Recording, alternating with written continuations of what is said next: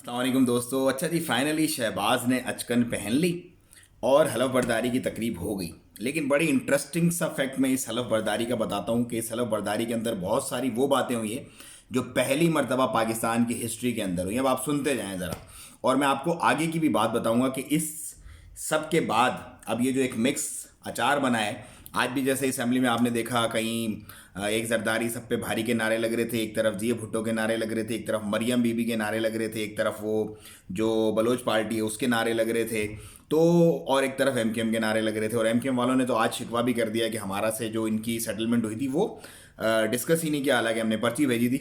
आगे ये कैसे चलेंगे वो भी मैं आपको बताता हूँ, लेकिन फिलहाल मैं आपको बात बताता हूँ इसकी अचकन की, इसकी हलफ बर्दारी की तकरीब की।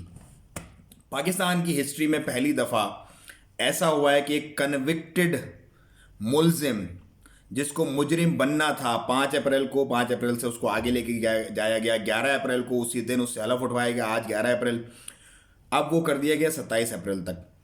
12 अरब रुपए पाकिस्तानियों के उसका केस है इसके ऊपर, जो मकसूद चपड़ासी, फलाने चपड़ासी, टीटी वीटी ये वो होते हैं। अब इंटरेस्टिंग फैक्ट क्या है?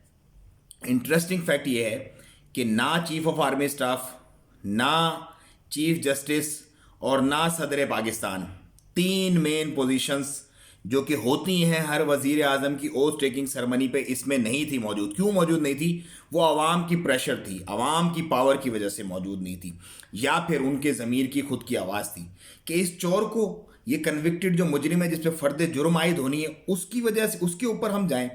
यहाँ पे बात ख़त्म नहीं होगी। असल बात पता चलेगी जब गार्ड ऑफ ऑनर देना पड़ता है। हर पीएम को गार्ड ऑफ ऑनर मिलता है।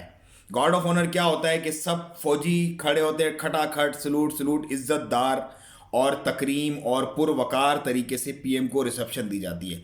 अब इस चोर को, इस कन्विक्टेड मुजरिम को जिसके ऊपर फर्द जुर्म आयद होनी थी, उसको डिले किया जा रहा है। किस वजह से किया जा रहा है पूरी पाकिस्तान कौम जानती है, लेकिन फैसला होगा आने वाले कुछ दिनों में। देखिएगा आप भी और मैं भी देखूंगा। और इनका जो मिक्स अचार का मामला है वो आप लोगों के